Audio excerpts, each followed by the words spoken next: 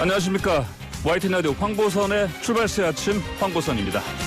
추석 연휴가 끝나고 첫 월요일인 오늘 전국 아침 기온이 10도 이하로 올 가을 들어 가장 쌀쌀합니다. 저도 오늘 새벽 5시에 버스 타러 집을 나섰는데 좀 떨었습니다. 출근길 따뜻한 옷차림으로 나오셔야겠습니다. 저희 출발새 아침은 오늘부터 신설 코너들로 새롭게 출발합니다. 코로나19로 힘든 시기 저희 방송이 힘이 됐으면 좋겠습니다. 2020년 10월 5일 월요일 YTN 라디오 출발새 아침 힘차게 출발합니다. 황보선의 출발새 아침 브리핑으로 시작합니다. 64명입니다. 연휴 첫날인 지난달 30일을 제외하고 나흘 연속 두 자릿수를 유지했습니다. 강경화 외교부 장관이 어제 남편의 해외여행에 대해 송구스럽게 생각한다고 말했습니다. 하지만 강 장관은 본인이 결정해 떠난 것이라며 귀국하라고 얘기하기도 어렵다고 덧붙였습니다. 이번 추석 교통사고 사망자가 지난해 추석 연휴보다 25% 감소했습니다. 코로나19 여파로 국민들의 이동이 줄었기 때문으로 분석됩니다. 는 13일부터 마스크 착용이 의무화됩니다. 한 달 동안 계도 기간을 거쳐 다음 달 13일부터는 위반 시 과태료 10만 원이 부과됩니다. 2차 긴급 고용안전지원금 신청이 오는 12일부터 진행됩니다. 1차 지원금을 받지 않고 8월 소득이 감소한 특수고용 노동자라면 신청할 수 있습니다. 네, 오늘 중요한 뉴스를 요점 정리해 주시는 분이죠. 박철민 뉴스캐스터 함께합니다. 안녕하십니까? 안녕하세요. 박철민입니다. 네, 추석 연휴 잘 하셨습니까? 네, 아주 푹 쉬었습니다. 푹 쉬었습니까? 네. 어디 고향 못 가시고? 네, 저는 부모님과 함께 살고 있어서 네. 부모님과 정말 정겨운 시간 보냈습니다. 네. 자, 그럼 코로나19 현황부터 보겠습니다. 어떻게? 네. 수가 좀 약간 늘었나요? 이게 늘었다고 할 수도 있고 줄었다고 할 수도 있는데요. 네네. 현황을 전체적으로 보면 안정세에 접어들은 것 같다라는 생각도 듭니다. 네. 어제 0시 기준으로 코로나19 신규 확진자가 64명으로 나왔는데요. 누적 24,092명이고요. 전날과 비교하면 11명 정도 줄었습니다.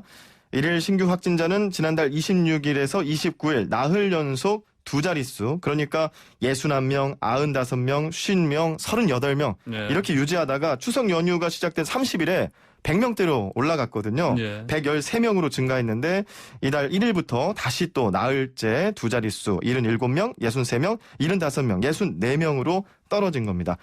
지역 발생이 47명이고요. 해외 유입이 17명입니다. 수도권 35명으로 가장 많고요. 사망자는 전날보다 1명 늘었고 누적 421명이 됐습니다. 국내 평균 치명률 1.75%입니다. 자, 다음 소식 볼까요? 강경화 외교부 장관의 남편 해외여행 문제가 연일 정치권에서 회자되고 있군요. 강 장관 입장을 내놨죠? 그렇습니다. 외교부가 지난 3월부터 해외여행 자제를 권고하고 있는 가운데 미국으로 여행을 떠난 강경화 외교부 장관의 배우자 이일병 전 연세대 교수가 여행을 목적으로 출국한 것이 논란이 되고 있는데요.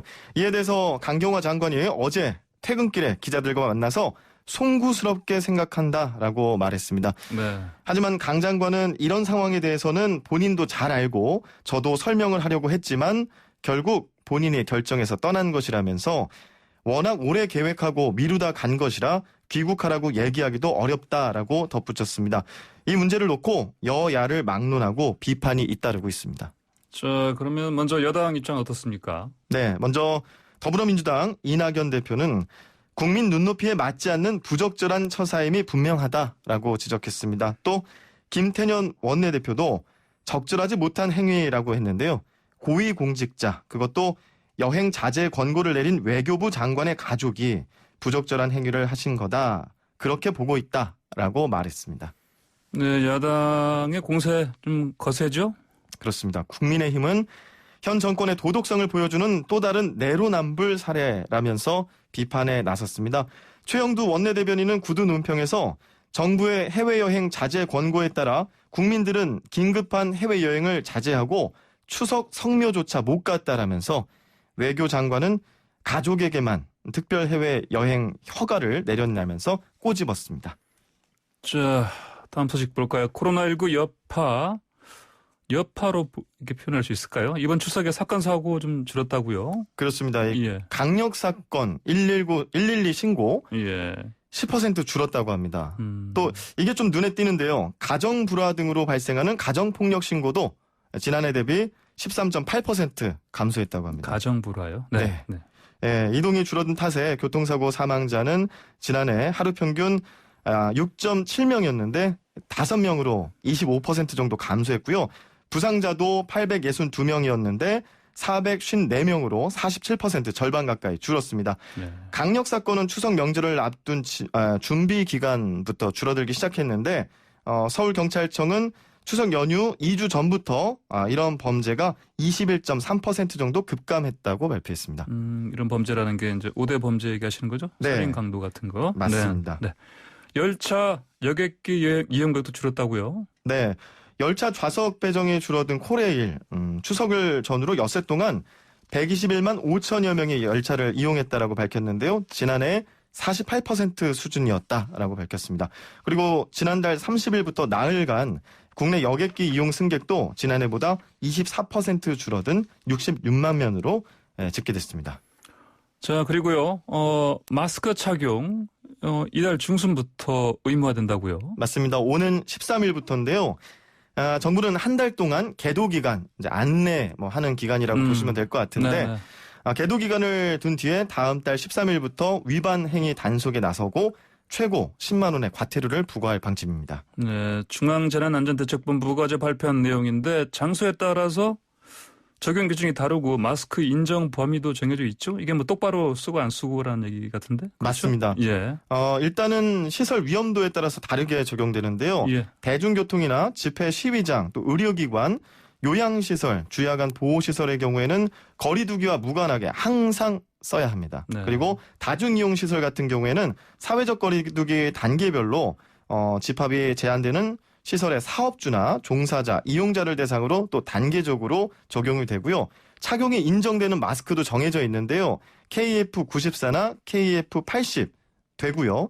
비말 차단 마스크 이렇게 나온 것도 되고 수술용 마스크나 천 마스크, 일회용 마스크도 인정됩니다. 그런데 망사형 마스크, 네. 밸브형 마스크, 스카프를 쓰는 방식은 인정되지 않습니다. 또 허용된 마스크를 썼다 하더라도 입과 코를 완전히 가리지 않으면 과태료가 부과될 수 있습니다. 그리고 나이에 따라서 만 14세 미만과 마스크 착용이 어려운 사람은 부과 대상에서 제외되고요. 행위를 할 때도 밥을 먹거나 세면하거나 이런 경우에는 과태료 부과 예외가 될 수 있습니다.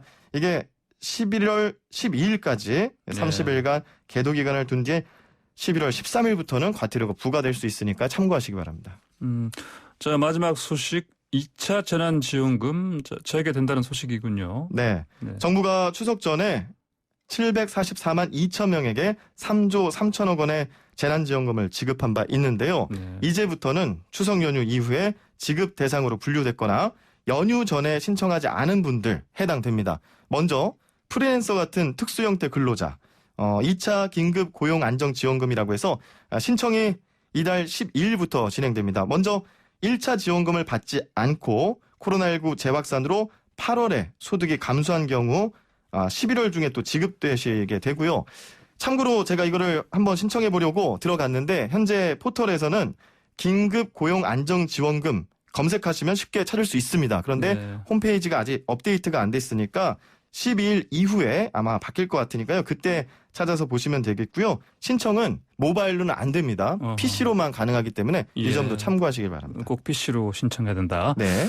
청년 구직지원금 신청도 같은 기간이죠. 그렇습니다. 취업에 어려움을 겪는 청년에게 50만 원을 지급하는 청년 특별 구직 지원금. 이것도 12일부터 24일까지 신청을 받습니다. 네. 역시 11월 말까지 지급이 되고요. 소상공인 대상 새희망 자금도 매출 확인이 어려운 특별 피해 업종 소상공인의 경우 이달 중으로 지급됩니다. 예. 자, 오늘 저희가 긴 연휴 끝나고 오랜만에 돌아와서 그런지 아침 브리핑 처음 시작할 때 좀 방송이 좀 순조롭지 못했습니다. 청취자 여러분의 양해 부탁드리겠습니다. 자, 지금까지 박철민 뉴스캐스터와 함께했습니다. 감사합니다. 고맙습니다. 네. 쏟아지는 뉴스 속 진짜 뉴스의 밑줄을 그어봅니다. 냉정하고 공평하게 생각해볼 지점엔 별표도 그려봐야겠죠. 자, 뉴스를 보는 또 다른 시선, 박원석의 밑줄, 박원석 정의당 정책위장과 함께합니다. 안녕하십니까? 네, 안녕하세요. 추석 잘 지냈습니까? 네, 잘 보내셨습니까? 네, 저도 잘 됐습니다. 네. 출발 새 아침 월요일 첫 순서를 이제 맡아주기로 하셨습니다.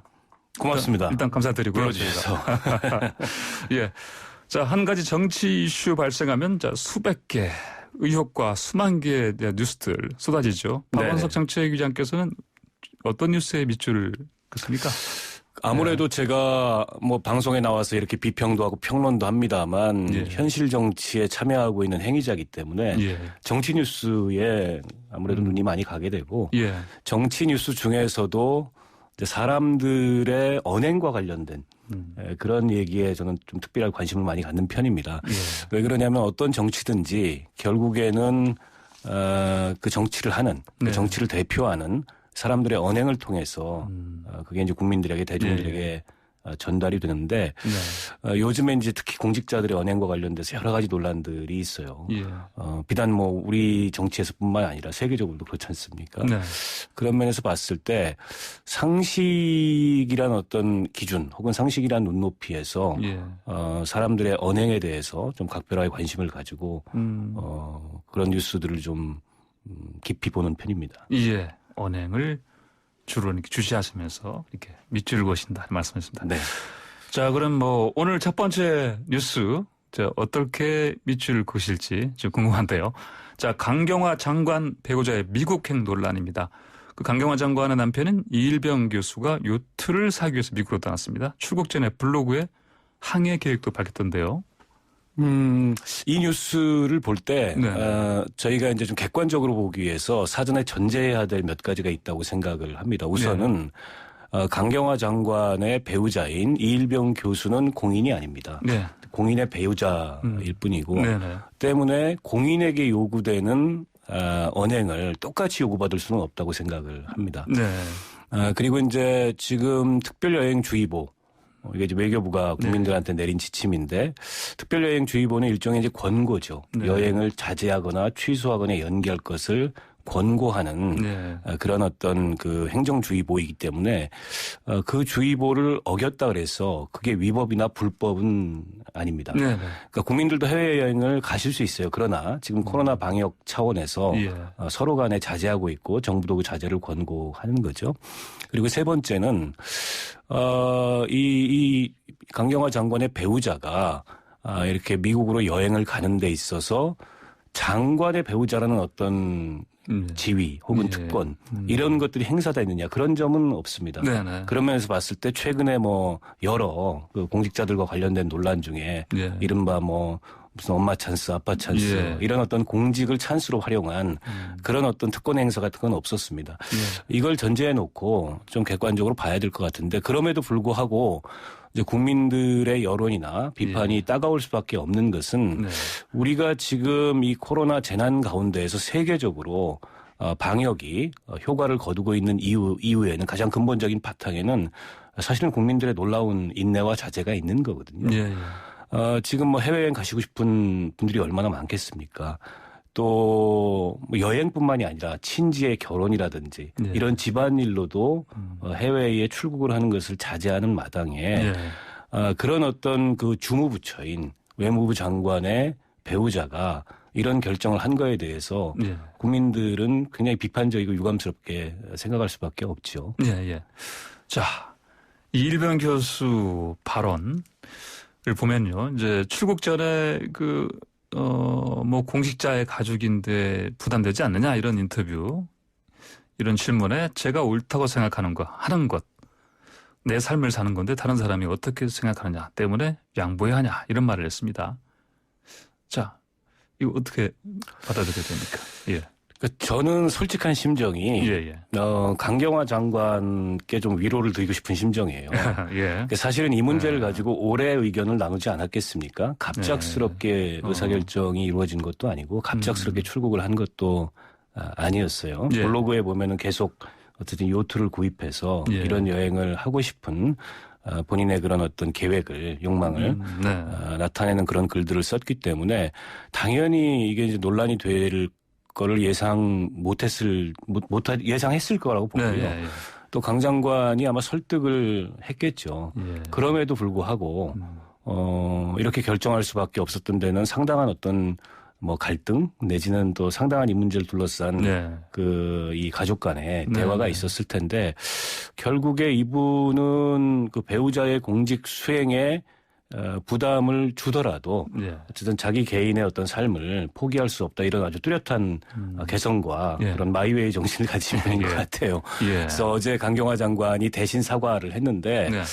뭐랄까요. 이게 뭐 그 타인들의 사생활의 문제이기 때문에 그에 대해서 평가하는 게 조심스럽긴 합니다만 네. 공직을 수행하고 있는 배우자에 대해서 조금은 더 배려심이 있었으면 어떨까라는 생각이 들고 네네. 이 사안을 가지고서 강 장관의 거취 문제를 논의하거나 네. 그런 단계로까지 나아가는 건 적절치 않다고 생각합니다. 왜 그러냐면 제가 앞서도 전제했듯이 이게 불법이나 위법은 아니고 예. 그리고 거기에 어떤 뭐 이 공직의 특권이나 지위나 이런 것들이 활용된 것도 아니고 네. 예. 또 뭐 이 저간의 상황을 전후 상황을 판단해 보건데 상당한 설득을 위해서 노력을 했음에도 불구하고 네. 결국엔 이제 본인의 그런 의견을 꺾지 못해서 네. 출국하고 여행이 이루어진 것 같은데 이걸 가지고서 장관의 거취를 묻는다든지 이런 정치적 논란으로 확대하는 거는 그다지 바람직하지 않아 보입니다. 다만 안타까운 건 이런 점이에요. 만약 반대의 경우였다면 즉 남편이 장관이었고 예. 그 남편의 부인인 배우자가 예. 배우자였다면 과연 이런 선택을 할 수 있었을까? 그런 면에서 봤을 때 네. 여전히 이게 이제 공직 수행에 있어서도 눈에 보이지 않는 그런 이 한국 사회에 예. 뭐랄까 가부장적인 네. 혹은 뭐 남녀 간의 그런 어떤 차이 예. 이런 것들이 이 사안에서도 좀 보이는 게 아닌가 싶어서 다소는 좀 안타까운 심정이 들었습니다. 예. 자, 이 야당 국민의힘에서는 이제 이런 식으로 비판했습니다. 코로나로 소상공인과 자영업자 죽어나가는데 고관대작 가족은 여행이 요트까지 챙기며 율로를 즐긴다 이렇게 비판했습니다. 이제 강 장관은 결국은 이제 송과다한 사과를 했는데, 자, 이 뉴스에서 우리가 저 밑줄을 어떻게 긋고 어떻게 생각을 해봐야 될까요? 제가 이제 앞서 말씀드렸던 내용이 예. 제가 이 뉴스를 접하면서 예. 제 나름의 생각을 깊이 해본 그런 결과인데 예. 강 장관이 사과를 빨리 하신 했습니다. 거는 예. 다행입니다. 예. 예. 그게 이제 본인이 사과를 했어야 되는 문제인지는 잘 모르겠습니다만 예. 어찌됐건 뭐 공직에 있는 위치에서도 이걸 주무를 담당하고 있는 위치에서 예. 국민들에게 자제와 또 연기를 예. 권고하고 있는 입장에서 자신의 가족을 설득하지 못한 데 대한 그런 송구함이 당연히 있었을 거고 예. 예. 빠르게 어쨌든 이걸 사과를 한 건 전 다행이라고 보고요. 강 장관이 그 얘기를 했어요. 오랫동안 계획하고 또 본인의 판단으로 출국을 한 거여서 네네. 다시 돌아오라고 귀국하라고 얘기하기도 어렵다. 예. 참 그 난처함을 저는 솔직히 표현했다고 네. 보는데요. 저는 이 문제 자체의 어떤 부적절함대로 지적을 하고 예. 또 그에 대해서 국민들이 갖고 계신 그런 어떤 비판적인 여론은 여론대로 감당하고 수령을 해야 하는데 정치권 내에서 가뜩이나 이제 국감을 앞두고 있기 때문에 이 문제를 가지고서 무슨 장관의 거취를 거론하거나 이런 방향으로 확대되는 것은 별로 바람직하지 않아 보이고요. 어쨌든 뭐 모든 국민들이 자제하고 인내하고 있는 가운데 조금은 더 그에 대해서 주의를 기울였어야 할 공직자의 가족이 이런 선택을 한 건 유감스럽습니다만 전적으로 이건 사생활의 영역이기 때문에 네. 그리고 그 사생활에 대한 본인의 선택이기 때문에 그걸 가지고서 네. 좀 과도한 네. 실제 어떤 책임이나 문제 이상의 그런 어떤 책임을 이 장관한테 묻기는 좀 어려운 사안 아닌가 이런 생각입니다. 예, 알겠습니다. 자, 지금 요 며칠 또 나훈아 씨의 그 콘서트와 그리고 그 발언이 지금 계속해서 화제가 되고 있습니다. 네. 그 나훈아 씨가 국민 때문에 목숨 걸었다는 왕이나 대통령을 본 적이 없다. 이런 얘기를 했는데 이게 어떤 의미를 담은 얘기입니까, 이게? 이게 이제 콘서트 도중에 예. 중간중간에 네. 이제 관객들과 그러니까 관객은 사실은 없었던 콘서트였는데 네. 비대면으로 이제 연결하는 그런 콘서트였는데 어쨌든 국민들과 그 공연을 지켜보는 국민들과 나누는 어떤 대화에서 이런 얘기가 나왔습니다. 그리고 그 콘서트의 취지가 대한민국 어게인, 그러니까 코로나에 지친 국민들을 위로하기 위해서 마련된 콘서트였고 시종일관 그 나훈아 씨의 그 콘서트 내내의 그 메시지나 발언은 국민을 향한 것이었어요. 저는 이 발언의 맥락도 그동안에 대한민국이 여러 차례 위기가 있었고 예. 그 위기 때마다 그 위기를 극복할 수 있었던 원동력은 국민들의 힘이고 그리고 이 말이 사실은 그 틀린 말도 아니지 않습니까? 네. 우리 역사에서 왕이나 대통령들이 국민을 위해서 백성들을 위해서 진짜 목숨을 걸었던 전례가 얼마나 있나요? 그런 점에 대해서 꼬집으면서 네. 국민들이 힘이 있을 때 위정자가 생기지 않는다. 네. 이런 얘기를 했는데 그냥 그 자체로 저는 그 액면 그대로 네. 받아들이고 이해하면 될 문제라고 보는데 저는 나훈아 씨가 여기에 대해서 어떤 정파적 그 견해를 개입시켜서 이런 발언을 하지 않았다고 생각합니다만 네네. 정파적 해석이 너무 난무한 게 아닌가 그런 생각이 듭니다. 네. 자, 말씀하신 대로 이제 또 정치적인 해석이 또 난무하고 있는데 특히 이제 야당 국민의힘 쪽에서는 이 말을 이제 현 대통령을 비판했다. 이렇게 해석하고 있습니다. 예. 글쎄요, 어쨌든 이 정치권의 특징 중에 하나가 예. 이 자신들에게 유리한 방향으로 네. 어떤 사회 현상이나 이런 것들을 해석하려는 그런 예. 경향이 있지 않습니까? 그런 경향의 일단이라고 보는데요. 국민의힘 입장에서는 어찌됐든 간에 지금 문재인 정부에 대해서 이러저러한 비판들을 하고 있기 때문에 네. 나훈아 씨의 콘서트 메시지도 그런 관점으로 해석해서 이렇게 표현한 것 같은데 제가 보기엔 좀 과하다 이런 네네. 생각이 들고요. 오히려 그거는 자칫 이게 정쟁의 도구로 나훈아 씨를 활용하는 게 될 수도 있거든요. 네. 사실 그날 공연에 대해서 세대를 뛰어넘어서 그런 어떤 보편적인 공감대를 불러일으키는 게 쉬운 일이 아닙니다. 네. 사실은 대한민국에 그런 정도로 할 수 있는 아티스트가 그렇게 많지도 않아요. 네.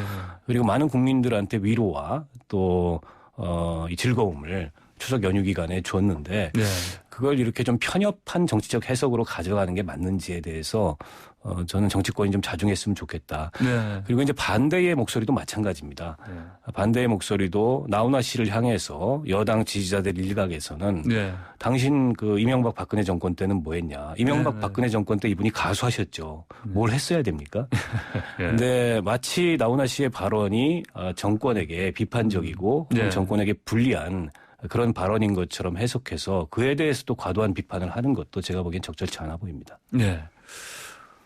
이 콘서트 혹시 보셨습니까? 네, 봤습니다. 저도 아주 재밌게 봤고요. 예. 그 연세에 네. 그런 정도의 에너지를 내뿜으면서 네. 이렇게 보편적인 공감대 시청률이 거의 30% 육박했다고 하더라고요. 예.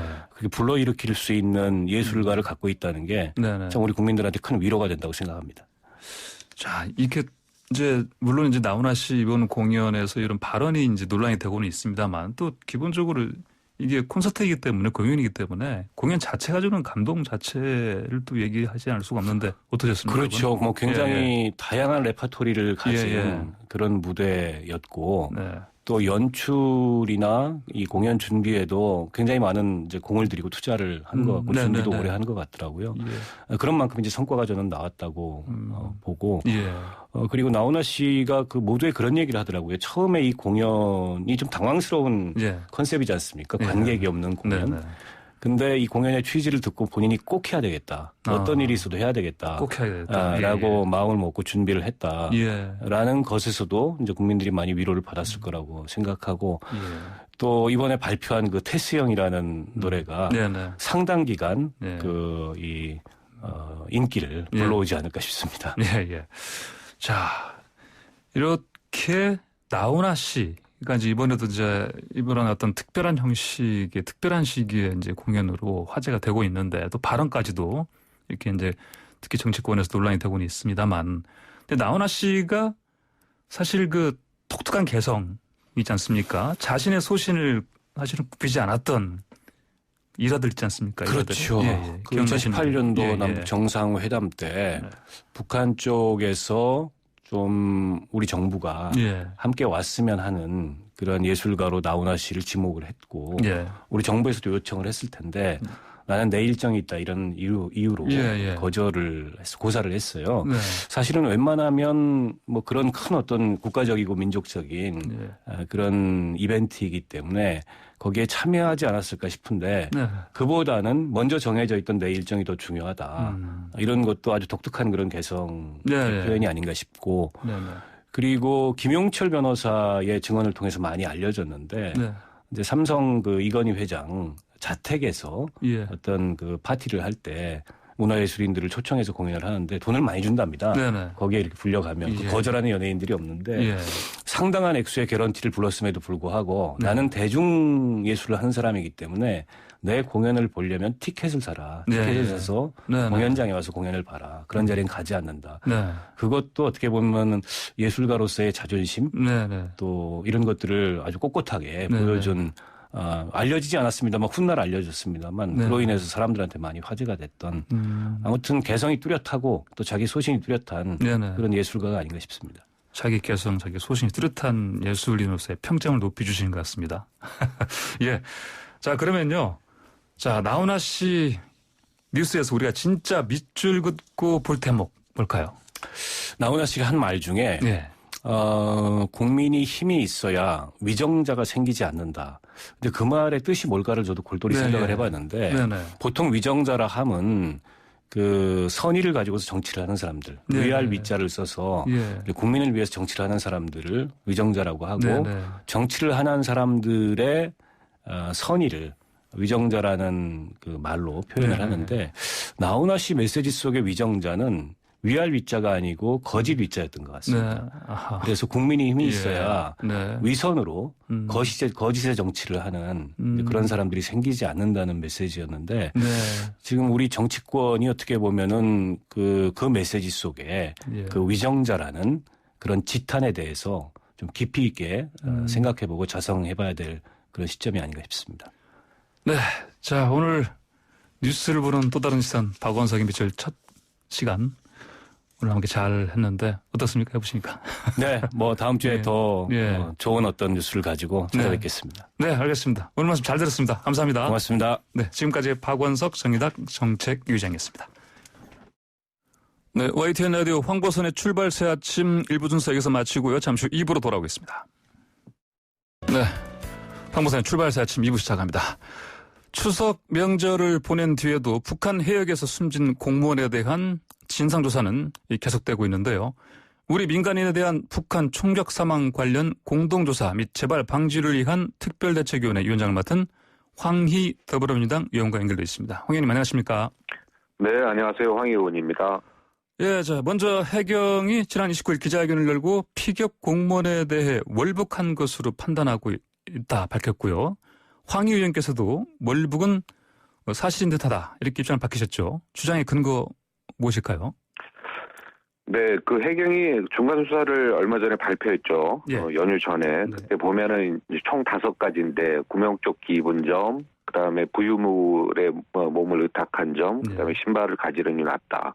그다음에 이제 해경이 새롭게 발표한 것은 조류의 흐름상 그 당시 조류 흐름상 이렇게 한 70kg 정도 무게가 이렇게 물에 떠 있으면은 시계 반대 방향으로 연평도를 선회하다가 서남쪽으로 빠진다. 이런 점들. 그다음에 저는 이제 이 부분입니다. 그 국방부 첩보에 의하면 한미 간 첩보 자산인데요. 국방부 첩보에 의하면 월북 정황이 좀 선명하게 나온다. 이 부분에 대해서 주장의 근거로 삼고 있고요. 중요한 것은 뭐 민간인이 이제 총격으로 사망한 거기 때문에 고인의 희생이 헛되지 않게 재발 방지를 위해서 노력을 할 겁니다. 예. 북한의 시신 훼손 여부에 대해서도 우리 측에 들어온 첩보 내용과 김정은 국무위원장이 보내온 내용이 상충됐습니다. 그 일주일간 김정은 위원장이 침묵한 상황에서 양측의 협력 공동조사 이게 이루어질 수 있을까요? 네, 이 재발 방지를 위해서는 제일 중요한 게 사실을 투명하게 규명하는 게 제일 중요합니다. 예. 그런데 이제 북한 최고 지도자 입장에서 공식적으로 미안하다, 뭐 사과하는 그다음에 내용을 얘기했는데 과연 이 부분이 그럼에도 불구하고 공동조사를 통해서 뒤집어질지 이런 부분에 대해서는 좀 우려가 있어요. 그러나 이제 북한도 보면 최근에 이 북미 관계를 풀어가는 거 보면 국제사회에 편입하고 싶은 부분들이 이제 간절하거든요. 그래서 아마 북측도 이 사건의 풀이 과정을 세계가 지켜본다는 것을 직시해야 되고 조금 더 책임 있고 진정성 있는 신뢰가는 그런 자세가 필요하다고 봅니다. 네, 책임 있고 진정성이 있는 자세. 그런 말씀하시면 그러면 결국 공동조사 이루어질 네. 수 있는 그런 가능성 높아지는 걸로 볼 수 반드시 있겠습니까? 해야 되지만 네. 북한 최고 지도자의 주장이 뒤집어질 수도 있는 상황에서 이걸 받아들일까라는 우려는 있습니다. 네.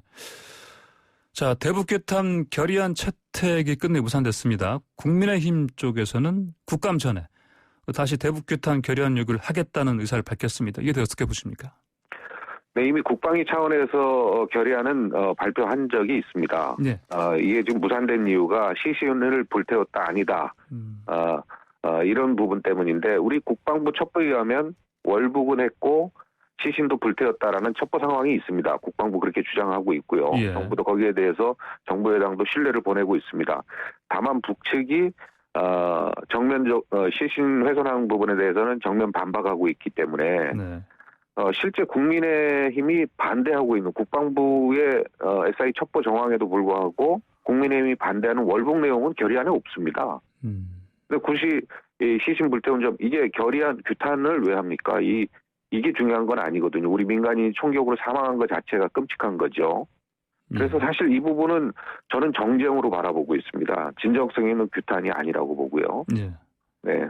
아하. 진정성 있는 규탄이 아니고 정쟁이다. 그렇죠. 예, 실제로 국방부 첩보에 두 개거든요. 월북했다, 시신 불태웠다. 네네. 둘 다 빠져 있는 부분이거든요. 예. 국민의힘이 월북 아니라고 주장하니까. 네. 네. 자, 주호영 국민의힘 원내대표가 북한군 상부에서 7.62mm 소총으로 사살하라고 지시한 것을 우리 군 정보당국이 파악했다면서 진상조사를 위한 청문회 조치가 필요하다 이렇게 얘기했습니다. 어떻게 생각하십니까? 글쎄요. 저는 뭐 그렇게 구체적인 표현을 들어본 바가 없는데 네. 우리 주호영 원내대표가 누구한테 그런 얘기를 들었는지 모르겠어요. 이 한미 간 공동 첩보 자산인데 만약에 이게 사실인지 아닌지는 저는 확인할 수가 없습니다. 예. 그럼에도 불구하고 이런 것들이 정말 하나 둘씩 이렇게 공당의 원내대표가 이런 것들을 부분적으로 이렇게 지금 두 번째거든요. 예. 이런 것 자체에 대해서는 상당히 그 국가 안보에도 국민한테도 큰 손해가 끼칠 수 있는 사안입니다. 이 부분은 실제로 누구한테 들었는지 이 부분에 대한 사실을 먼저 설명할 필요가 있다고 봅니다. 예. 굉장히 구체적으로 이렇게 수치까지 거론이 됐습니다. 탄원에 이게 규격 아닙니까 이게? 그러니까요. 저도 매우 놀랍고 예. 도대체 이거에 대한 근거가 어떤 건지 오히려 우리 주호영 원내대표께 묻고 싶습니다. 자, 더불어민주당의 우리 민간인에 대한 북한 총격 사망 관련 공동조사 및 재발 방지를 위한 특별대책위원회를 통해서 진상조사뿐 아니라 재발 방지 매뉴얼 제작도 진행되는 상황 아닙니까? 네네. 네, 이 재발 방지를 위해서는 어떤 노력 필요하다고 보십니까? 우리 위원회가 지금 추진하고 있는 사항인데요. 예. 보통 이제 민간인 월경이라든가 접경 지역 내 재난 상황이 발생했을 때 남북이 공동하는 매뉴얼이 이미 참여정부 때 제작이 됐었습니다. 예. 근데 이런 부분이 이명박 정부 때 전량 폐기된 거든요.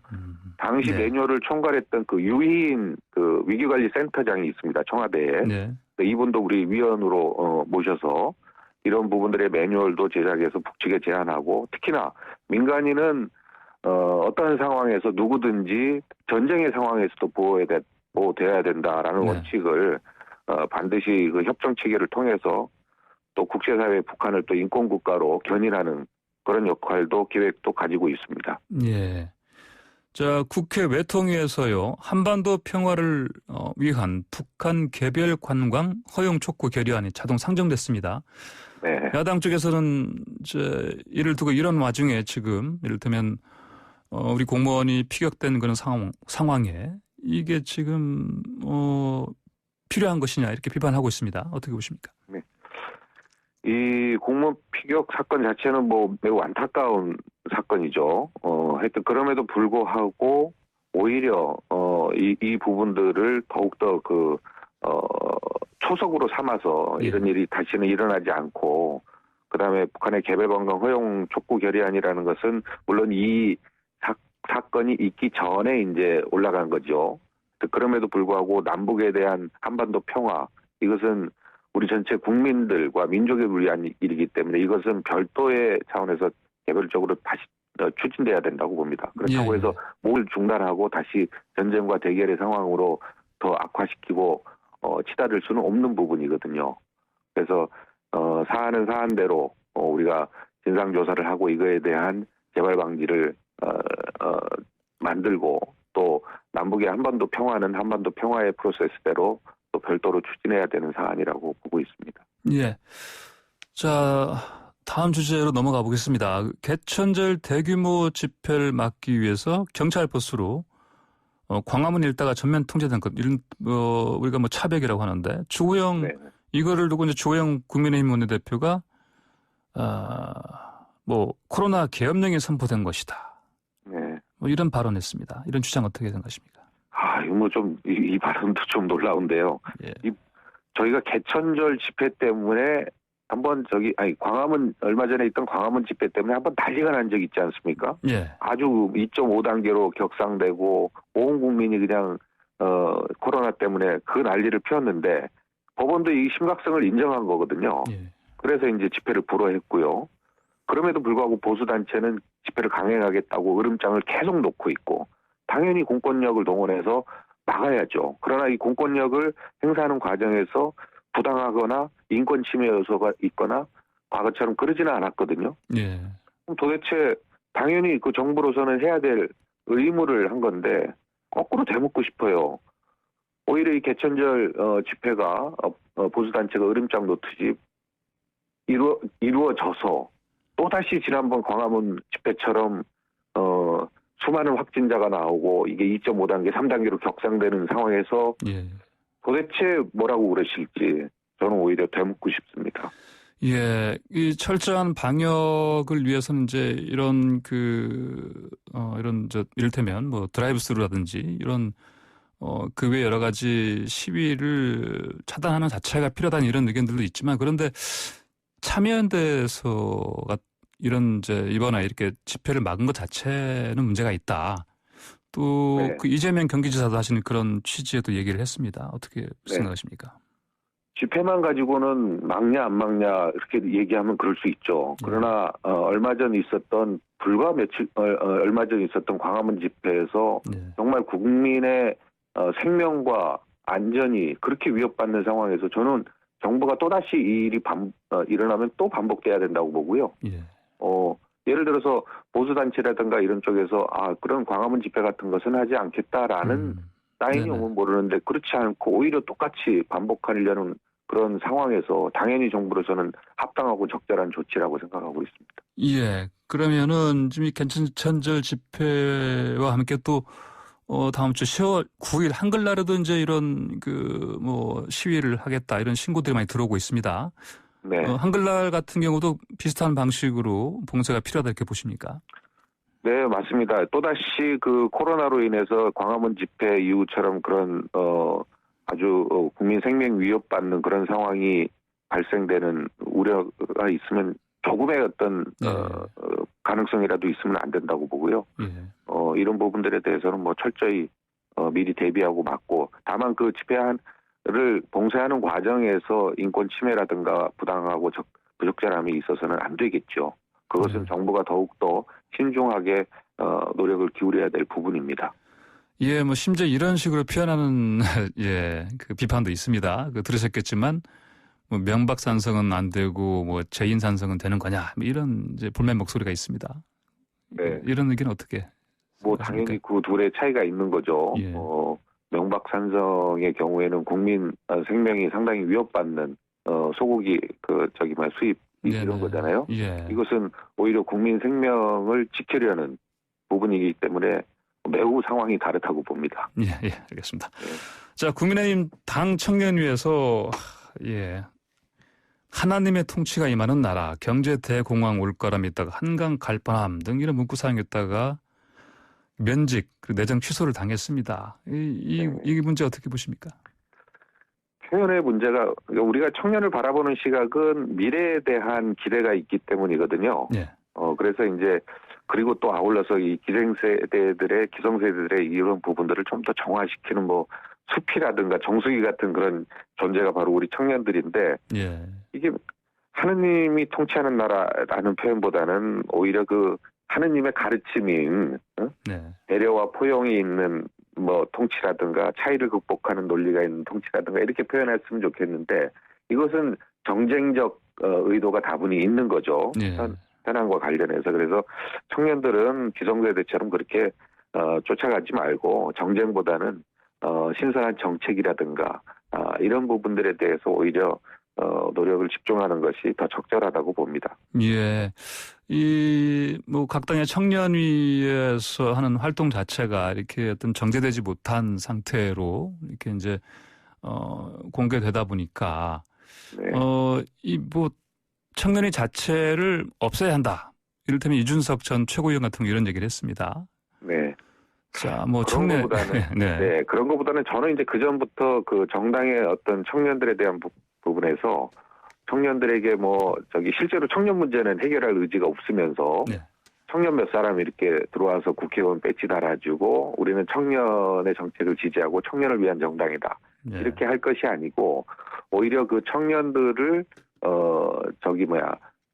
교육시키는 프로그램들을 강화해야 될 것 같아요. 네. 그래서 그 청년들이 좋은 정치인으로서 성장할 수 있는 그러한 그 토대들, 그러한 프로그램들을 가지고 실제로 청년들에 대한 여러 가지 문제점들을 같이 고민하고 또 그 속에서 여러 가지 대안들이 나와야 될 텐데 기성세대가 하고 있는 정치의 모양, 그것도 부정적인 것들을 그대로 답습하는 과정들이 반복되다 보면 네. 오히려 그 청년을 오히려 활용하는 거지 진정성 있게 청년들의 문제를 해결할 수 있는 의지를 보이는 것은 아니라고 봅니다. 예, 네, 황 의원님 오늘 말씀 여기까지 듣겠습니다. 감사합니다. 네, 고맙습니다. 네, 지금까지 황희 더불어민주당 의원이었습니다.